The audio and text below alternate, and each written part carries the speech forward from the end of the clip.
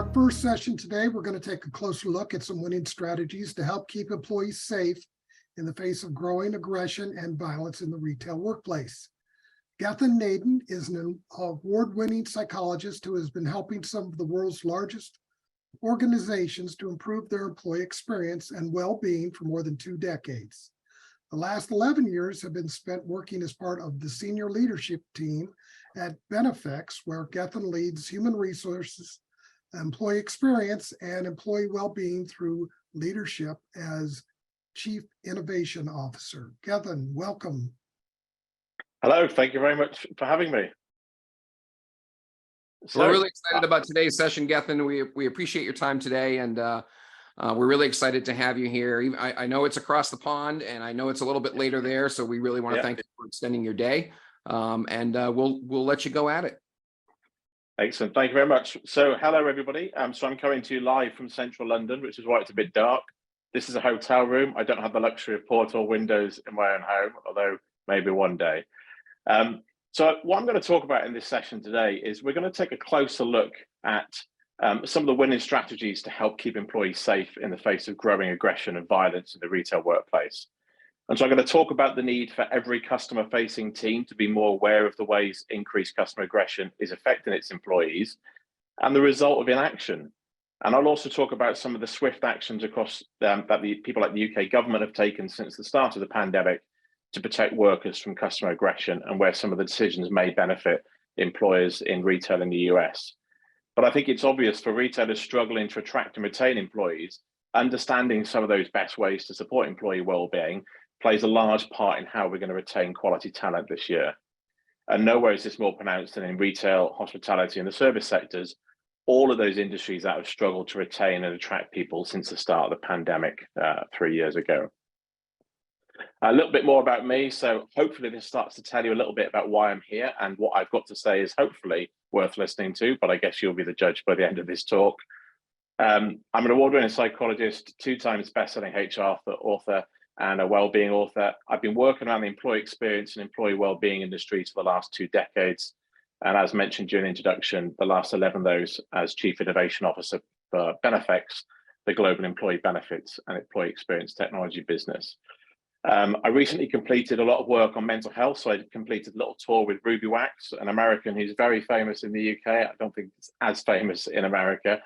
And I've also been shortlisted for UK Mental Health Campaign of the Year. So really passionate about making a difference to employees that in turn makes a difference to business. And quoted in hopefully some magazines and publications that you'll recognize. I guess the one logo to add to this now is Loss Prevention magazine. So we will make sure that logo gets added to that. And also my most recent book is called A Work in Progress, Unlocking Wellbeing to Create More Sustainable and Resilient Organizations.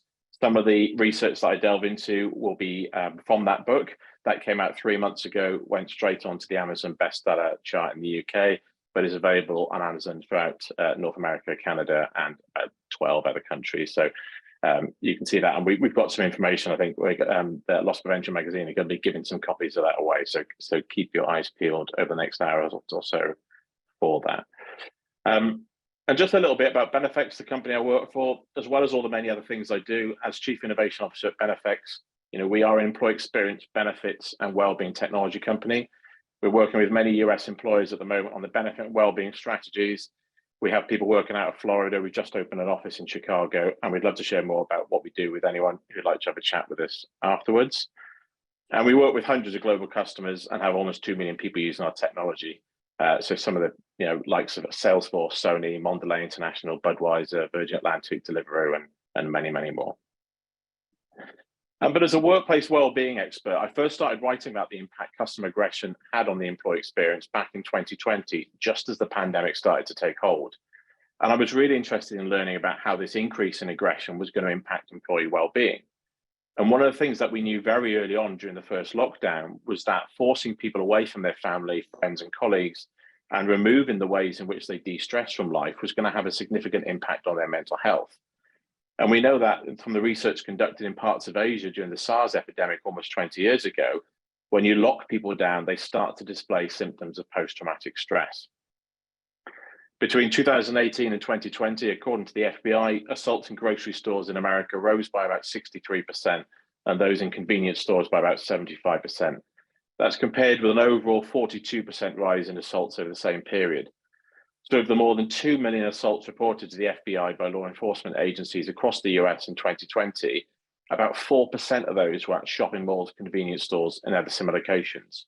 So there's a big imbalance here where actually quite a lot of those acts of aggression and those assaults are taking place in retail locations. And during the pandemic, it was a pretty regular occurrence to see a video shared online of a customer attacking staff in retail environments, mostly as associates tried to enforce things like pandemic rules like mask wearing and social distancing. But none of this is unique to US retail. In the UK, one of our largest grocery chains is called Co-op, and that reported 133 cases of abuse by customers directed at shop staff in just one day during the first lockdown in the UK. And the situation in the UK quickly got so bad that research by one of our biggest retail unions found that 1 in 6 employees working in retail said they suffer abuse from customers on a daily basis. So threats to cough and spit at staff became a regular feature of being a key worker during the pandemic. One of our biggest retail unions found that 61% of employees working in retail said that verbal abuse during the pandemic and threats by customers, these were everyday occurrences. But again, this wasn't just unique to the UK and the US. According to one study carried out by UNI Global Union, the Federation of Worldwide Unions, the pandemic led to a global rise in violence in retail stores. So the study found that while violence towards those working in retail was not unheard of prior to the pandemic, it certainly doubled during this time, with a remarkable 9 out of 10 retail workers globally saying that they'd been victims of abuse from customers. And these were the same people we called key workers.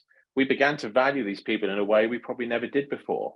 And now we find out that we're kind of leaving these people to be exposed to some of the worst traits of humanity.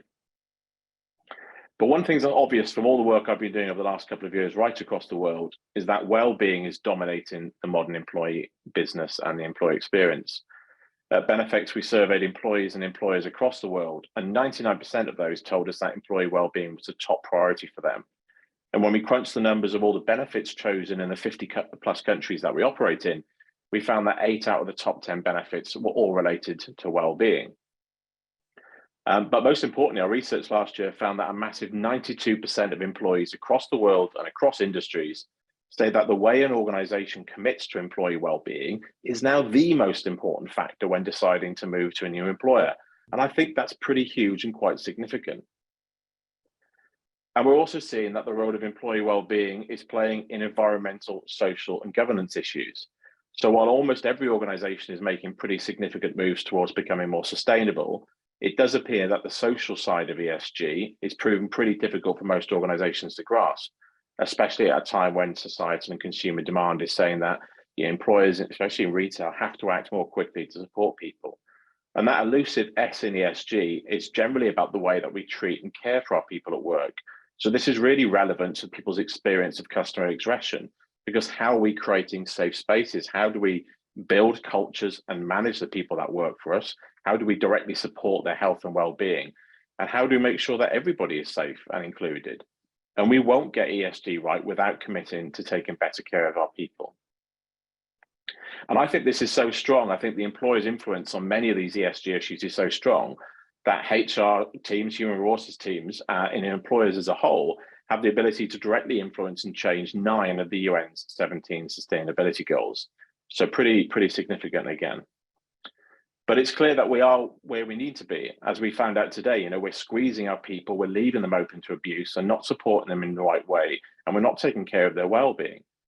In this graph, you'll see a spike that represents when the pandemic took hold, a point in time when we started to do all the things we should have been doing as employers.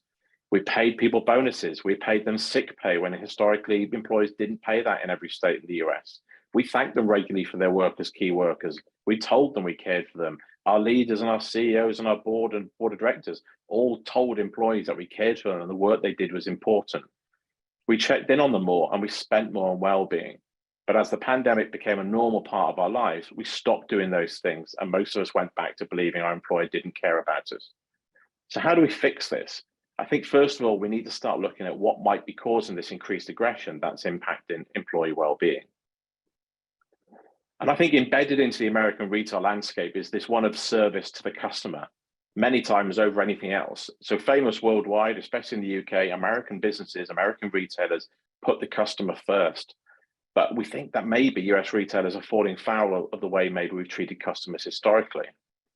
So with the aim to improve customer satisfaction and loyalty through this kind of customer first attitude, have we, and this is a question, historically required employees to maintain certain behaviors that put the customer and their needs first, and in many cases over and above those of the employees themselves?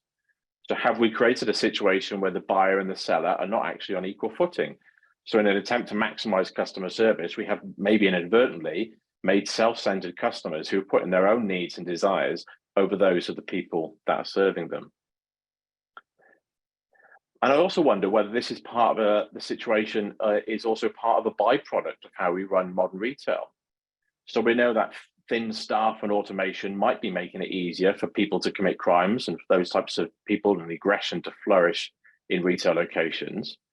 We know that in order to reduce incarceration rates, punishment for retail staff have eased in the retail staff have eased in the US.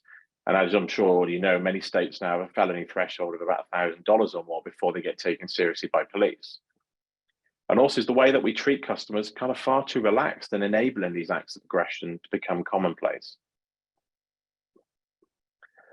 But what we're starting to see is that as the pandemic subsides, this tension still persists.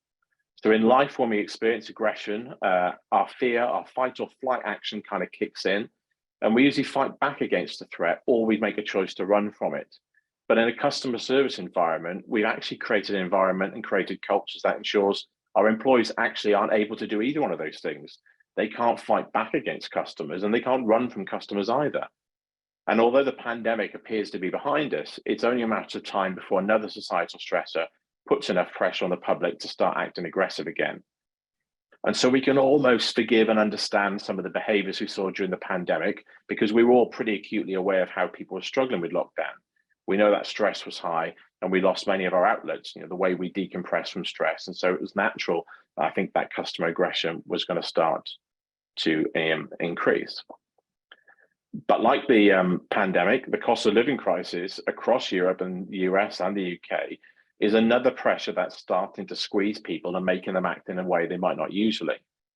44% of employees experienced a lot of daily stress in the previous day, according to Gallup. While almost half of the world's workers felt the burden of stress, working women in the US and Canada are among the most stressed employees globally. And so again, we're starting to see that, there are lots of women working in retail. There are lots of women working retail in the US, and they're starting to become some of the most stressed people in our society. In the UK, violence against retail workers has started to increase again as the pandemic subsided, as a direct result of the public feeling the pressure of increased prices. And as you might have seen today, the International Monetary Fund has said that the UK is going to have one of the worst recessions of all the developed economies around the world. So we expect these figures to increase again as people feel more squeezed and stressed. Figures from the trade body, the Institute of Customer Service, revealed that 44% of frontline retail staff say they experienced hostility from customers in the past 6 months. And that's up by a quarter from those same figures last year. So again, we're starting to see this rising tension come back.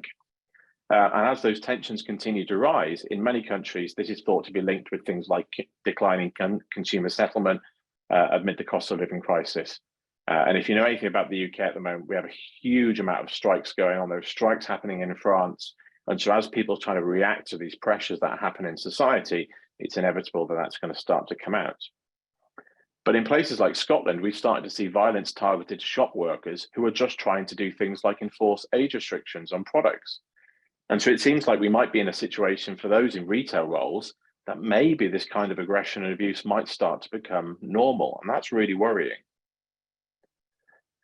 But the UK is acting. Many of our large grocery retailers have been lobbying government to do more and make it a very specific crime to attack a retail employee, so it's not just treated as another assault. And in April 2022, something called the Police Crime Sentencing in Courts Act was given royal assent in the UK. And what that means is from April last year, April 2022, as part of the Police Crime and Sentencing in Courts Act, common assault against anyone working in a retail environment is now classed as an aggravated offence, which carries tougher penalties. So if you assault somebody working in retail whilst they're trying to serve you, that will actually get a tougher penalty than if you just assaulted that person on the street for whatever reason. And these new stricter sentencing guidelines, we think, will provide vital protection for workers against this backdrop of heightened customer stress and frustration. So again, we're starting to see some action here, which may be something the US can start to learn from. But all of this inevitably has an impact on well-being, and that's why I'm here being the person to talk about this to you. So if we've seen, well-being is now a critical part of the employee experience for both employees and employers in almost every country, in almost every industry. So what is the impact of this increased customer aggression on well-being? If we're also keen on solving the well-being problem, but we have this very unique service-based issue that we're trying to solve, how do those two things work together? And I think we should probably note that it's not just retail workers who are suffering. Employees working in almost every customer-facing role are suffering increased abuse because of the pandemic. We saw things like in the Financial Ombudsman Service, which is a big kind of financial services regulated body that you can issue your complaints to. They received an influx of complaints from consumers in the wake of the pandemic. So they start to have more aggressive customers just in call centers, contact centers. And so it's not just retail, but I appreciate we're focusing really on retail for the sake of this presentation. And so the impact on employee well-being, the National Federation of Independent Retailers has seen growing reports of violence among independent retailers and even building societies in the UK. There's been a marked spike in abuse directed at staff working in branches of building societies and banks. And in May last year, the UK carried out research with almost 2,000 service workers and found that 8 of 10 of those surveyed said that their mental health had deteriorated based on the previous year, just as a result of the job they do. And so it's no surprise that this is going to affect their overall well-being too. And we have some academic evidence to back this up. A systematic review of 52 different scientific papers found that customer aggression impairs employee well-being. A separate analysis of more than 600 different surveys sent to customer-facing employees throughout China found that when they're exposed to customer aggression, employees are more likely to act aggressively towards their co-workers. And so that becomes the opposite of something we call in psychology the gain spiral. The gain spiral is something that happens when an employee has a great experience at work, gets on well with their co-workers, and feels safe and looked after by their employer. They go home and they report better relationships with their partners and children, and overall life satisfaction increases. So conversely, exposure to aggression and a poor work experience has been found to make an employee's home life worse. And a worse home life leads to worsening customer service and productivity at work. So we have a very clear vested interest in making sure our people avoid acts of aggression and negativity at work, because they will take that home, they'll bring it back to the work, and that will affect their work and productivity and obviously your business. But we also have to think about when we don't protect and support our people's well-being at work, when we aren't there for them when they experience customer aggression, we reduce something called the anxiety buffer. So this is a theory that links our self-esteem with the people around us. So in the context of what we're talking about today, the people we work with.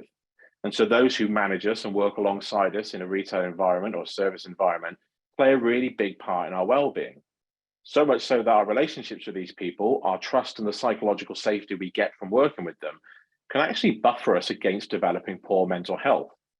So the more we can connect our people together, bring them together in a community, the better they will actually help each other deal with stress that can be caused by customers. At Benefex, we surveyed almost 7,000 people across the world. And aside from the 99% of employers telling us that employee well-being was a top priority, I just wanted to remind you of that massive 92% of employees who said that the way an organization commits to well-being is now the top reason why they would take a job. So your people want and expect you to look after them more than you ever have. And retail isn't immune from those changing expectations. We have to change the way we manage customer service employees and be better at being there for them. And so a huge shift in actions we've seen from retailers is just how they're offering pretty well-funded employee benefit schemes that were once just kept for white-collar workers in finance or professional services. At Benefex, we work with global retailers who are now offering levels of insurance and healthcare we've never seen before. In the 20 years I've been working in employee benefits, I've never seen such a huge shift as we have now. We work with some of the largest UK retailers who are now prioritizing the well-being of their people through the tools and the benefits that they offer. So we're seeing that insurance policies that give employees access to therapists and mental health specialists, or financial well-being initiatives that reduce the pressure of everyday lives, are being rolled out really commonly amongst UK retailers. We're also seeing that employee recognition schemes are being rolled out to retail and shop floor employees to help build that better culture of belonging, that better culture of kind of gratitude, that psychological safety, that community well-being, and create all those good things that sustain that really important sense of community at work so we can buffer people against poor mental health caused by customer aggression. And it is part, I think, of a bigger chance or an opportunity by retailers to make a more concerted effort to keep and attract the best people. One of the UK's biggest grocery chains, Lidl, has given their staff around 4 different pay rises in the last 18 months. Retailers are now having to be really competitive throughout the UK and Europe and focus on things like employee engagement and developing the employee experience, perhaps for the first time ever. But there are some further risks and probably less obvious risks to employers.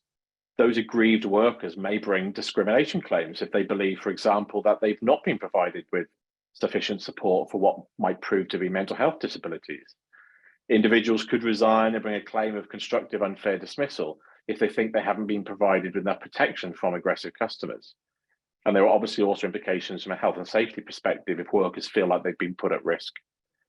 But the long-lasting mental health impact the pandemic will have on those working in customer service will be considerable.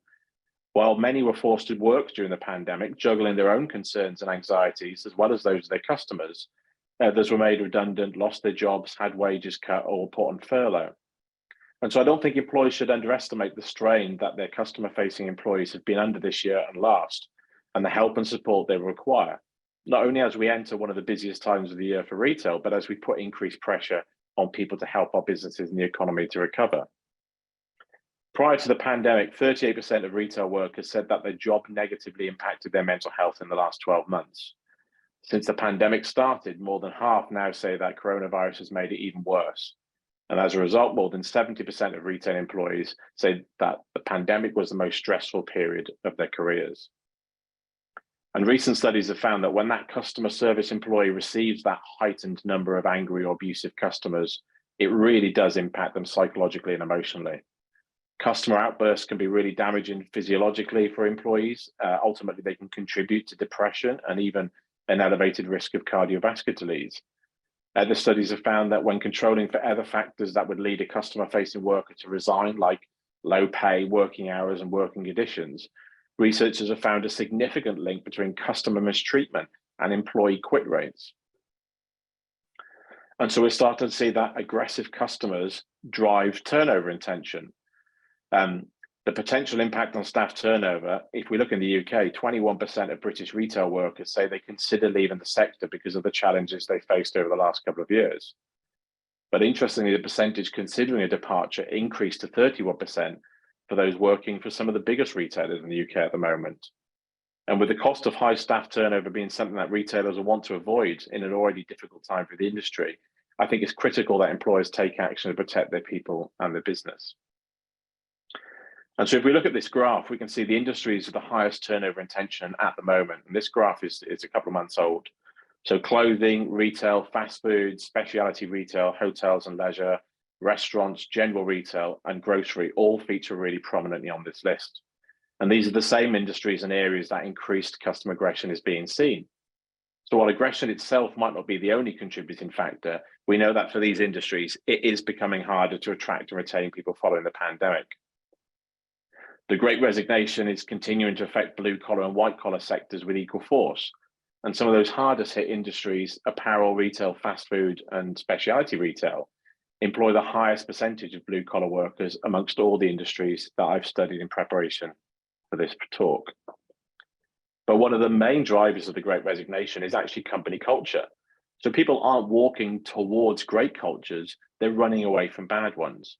So leaving a bad culture is now the strongest predictor of attrition, 10 times more important than compensation in predicting turnover across every single industry. So we have to get this right. A recent survey by the Society for Human Resource Management found that 50% of workers identified that feeling safe in the work environment is a very important aspect of their job satisfaction. So we have to make our people feel safer in the retail environment. We have to make people feel like they're more cared of. We have to make sure that our customer-facing employees are protected against aggressive customers. not just for their own well-being, but for not just for our own well-being, but the success of our organization. So we can't afford to ignore this growing problem. And part of what every employer, not just those in retail or hospitality, are focused on at the moment is how do they create that safe space? So how do we create spaces where people can be themselves without fear of being marginalized? And this is part of, for every employee, they shouldn't have to come to work scared about what might happen to them that day. There are now many countless examples of grocery stores all over the US in almost every state. Many of them have been gun crimes and hate crimes. There's been 536 gun incidents in US grocery stores since January 2020, and 186 people have now died from shootings in grocery stores in just the last 2 years. Walmart themselves have found 363 of those, resulting in 112 deaths. So creating safe spaces is critical to how do we support the lives of the people that we're working with and prioritize their well-being. So some pretty high-level tips. We need to put policies in place. We need to tell employees what we consider aggressive or violent behavior, especially if that abuse is targeted to somebody because of their diversity. We need to train our people with dealing with difficult people so we can make sure that people don't, if they can control it, the situation doesn't escalate. Importantly, we need to provide resources to those who are struggling with the effects of abuse at work. So things like access to counselors, somebody to speak to, ways to help them calm down after an incident. We need to provide your people an opportunity to talk about what they've been involved in and what they've seen. We also need to make sure there's a clear pathway and process to involve senior management as soon as an incident arises, and a very clear follow-up process. So we're checking in on those people on a regular basis. We're not just dealing with the incident and walking away. We also need to make sure we involve our people in how we develop this support, so they actually have a say in what support you might offer. Frequent communication is going to be really key as well. And customer aggression comes in many forms, including things like cyberbullying. So if you have people that use chatbots, if you have people that are answering customer queries via email or chat, whatever that might be, that's where aggression can manifest as well. But most importantly, we need to be there for our people. I think the way that you care for your people will play a much bigger part in your success than it ever has before. But they have to believe that you care, and they have to actually see you caring. So the way you support and respond is going to play a huge part in how much your people trust you as an employer, and that trust will underpin an awful lot of their performance.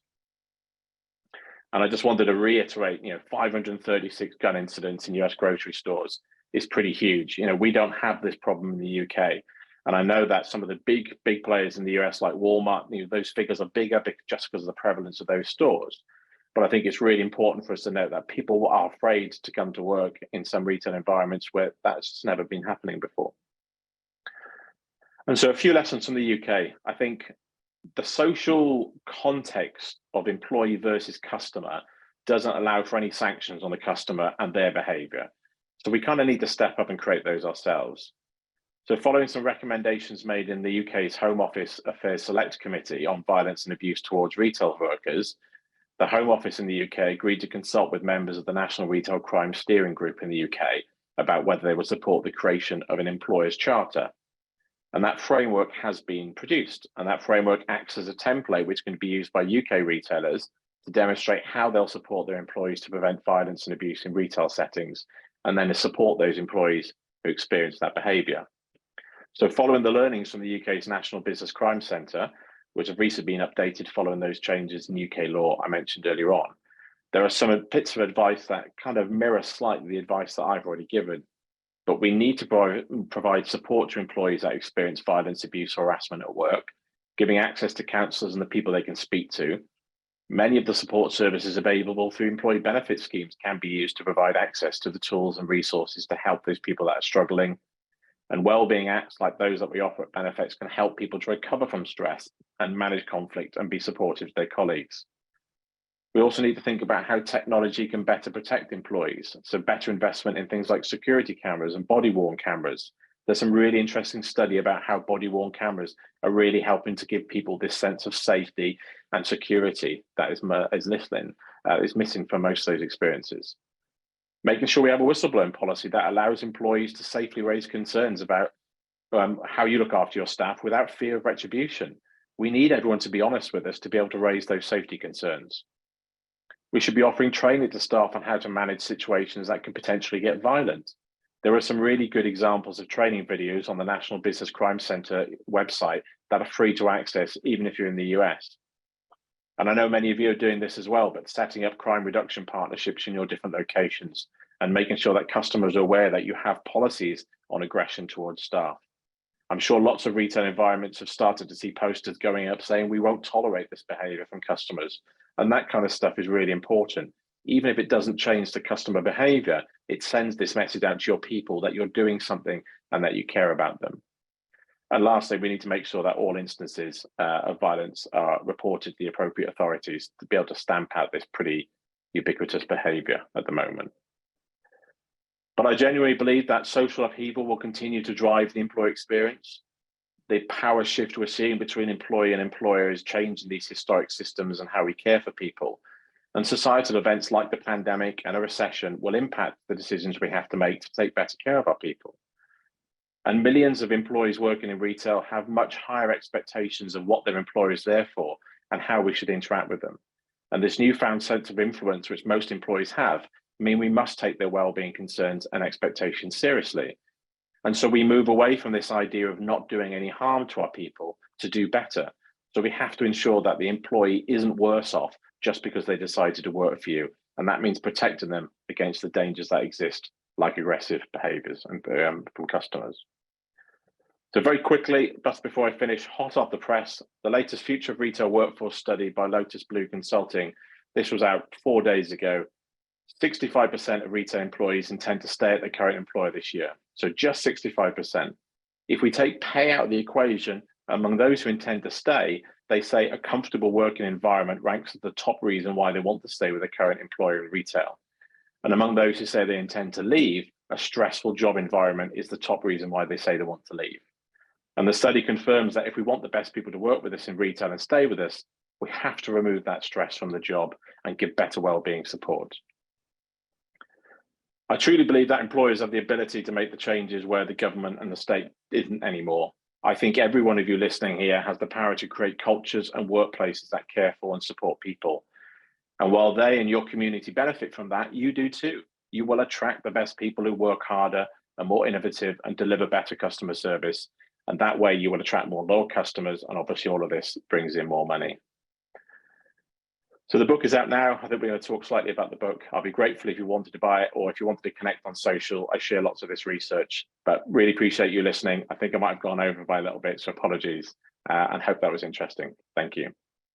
No, thank you very much, Gethin, and you're fine because we started a couple minutes late too, so we're going to probably wind up going a little late today anyway. So no worries there at all. And thank you so much for that. I think one of your slides really summed it up there too about the impact, and you and I talked about this previously in planning for this. The impact on the employee, not only in the workplace, but it's what they take home too, and the impact that you're having on family lives, the impact that you're having on the communities. And that focus has to be there in the workplace in order to ensure that we're not carrying that through to, a negative influence, not only while you're at work, but negative influence now in your family, yep. Negative influence on the community. Yeah, I think that's a really important point because if, a part of your own, everyone listening to this call today and everyone who's dialed in, your own well-being relies quite heavily on your own purpose and the purpose you get in life, whether that's inside or outside of work. And when we look at the data that's emerging, if you take neighborhoods that have employees that are happy at work and feel safe and secure at work, the whole neighborhood, the whole community gets better. People start acting in a different way when work is not a problem for them. And so we can start to see that the decisions everyone listening today make are actually making better society. So if you want your own purpose and you can follow those threads through, we know that if a father is supported at work, emotionally supported at work because of the things they go through, they have such a better relationship with their children. And so I don't know what's a greater purpose than if you can help parents have a better relationship with their kids. And we have some really interesting new research that shows that in turn makes sure that those kids have better mental health growing up. So when the parents are less anxious, less stressed, less overworked, less frightened about work, their kids start to become less likely to develop poor mental health. So we break this chain of some of the ways that mental health can be passed through from one generation to the next. And it's really significant, right? That's the kind of stuff that gets me out of bed. If we can help people have better home lives, and build better communities, then we're all going to benefit from that. Absolutely. Absolutely. Well, thank you for the talk today, Gethin. I'm going to ask folks, if you have some questions for Gethin, if you want to put them in the chat, put them there. And then Gethin, maybe if you can field some of those questions from the chat while we go on to the next session. And if there's ones that we don't get to, or if you want to even send them to Jack or I, we can take that and we'll get them to Gethin and get them, answers and get information back to you. So again, thank you very much, Gethin. That was awesome. So thank you again, everybody. Appreciate you so much, and stay safe, and we'll see you soon. Take care.